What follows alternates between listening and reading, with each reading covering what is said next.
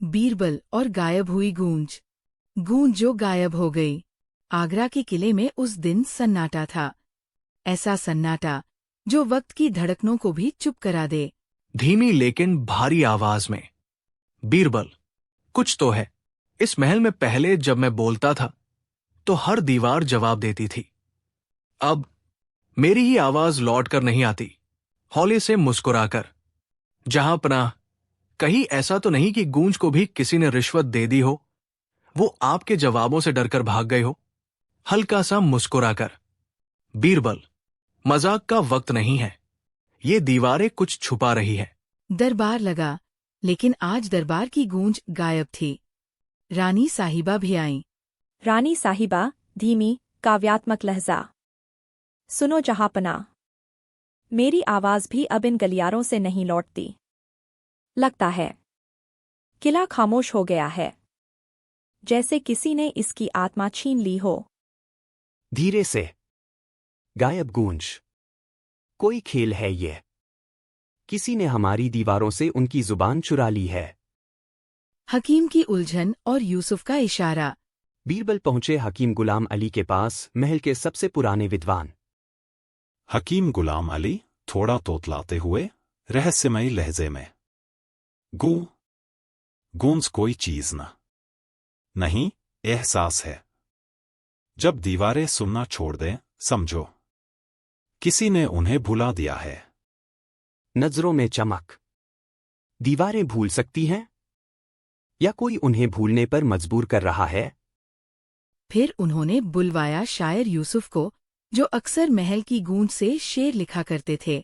शायर यूसुफ धीमे भारी उर्दू लहजे में। जहां कभी मेरी तख्तियां गूंजा करती थीं, आज वहां एक खामोशी सी लरसती है। ये सिर्फ चुप्पी नहीं, जनाब, ये किसी साजिश का साया है। बीरबल, सोचते हुए, तो महल में कोई है जो आवाजें निगल रहा है। एक चोर है, गूंजों का चोर। डरपोक दरबारी और अदृश्य खतरा। अब बारी थी दरबारी अब्दुल की। बेचारा कांपता हुआ आया। अब्दुल हड़बड़ाकर कांपते स्वर में, हुजूर, मैंने खुद देखा। रात के तीसरे पहर दीवारों से कुछ उतरता है, काले धुएं की तरह, और आवाजों को निगल जाता है। धीमा लेकिन डर पैदा करता हुआ स्वर। क्या कहते हो? कोई छाया? गंभीर होकर, जहांपनाह, दीवारें तब तक बोलती हैं जब तक उन्हें सुना जाता है। अगर कोई उन्हें सुनने से रोक दे तो वो भी चुप हो जाती हैं। अब्दुल, मैं तो कहता हूं हम सब भाग चलें। ये महल अब वैसा नहीं रहा। चुटीले स्वर में, तो तुम भागोगे? तुमसे तो मेरी छाया भी बहादुर है, अब्दुल।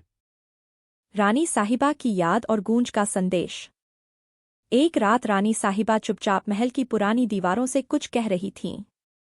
एक रात रानी साहिबा, धीरे, भावुक स्वर में, हे दीवारों, तुमने हमारे बचपन की हंसी को याद रखा, हमारी मोहब्बत के किस्से।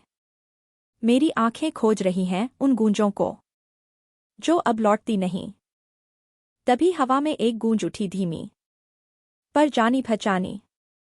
गूंज, गंभीर, दार्शनिक स्वर, जिसे भुला दिया जाए। वो लौटती नहीं, जिसे डर से दबा दिया जाए। वो मर जाती है। मैं गूंज हूं, यादों की, सच्चाई की, आत्मा की। मैं वह हूं। गूंज की वापसी। बीरबल ने सबको दरबार में बुलाया। उन्होंने एक योजना बनाई। बीरबल, गंभीर स्वर में, जहांपनाह, दीवारों ने हमें छोड़ दिया क्योंकि हमने उन्हें डर दिखाया। अब वक्त है डर को हराने का। आज रात सब लोग अपने अपने डर को दीवारों से कहेंगे असच सच। रात आई। अब्दुल डरते हुए, मैंने चुपके से रसोई से मिठाई चुराई थी। हकीम गुलाम अली, मैंने एक बार नकली दवा दी थी।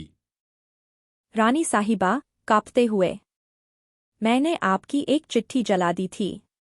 धीमे पर मजबूत स्वर में, मैंने एक बार नादानी में किसी बेगुनाह को सजा दी थी। दीवारें कांपी। एक गूंज उठी। गूंज। सच की आवाज गूंज बनकर लौटती है। झूठ से दीवारें भी मुंह मोड़ लेती हैं। और पूरा महल जैसे जिंदा हो गया। गंत और सीख। अकबर धीरे लेकिन प्रभावशाली स्वर में।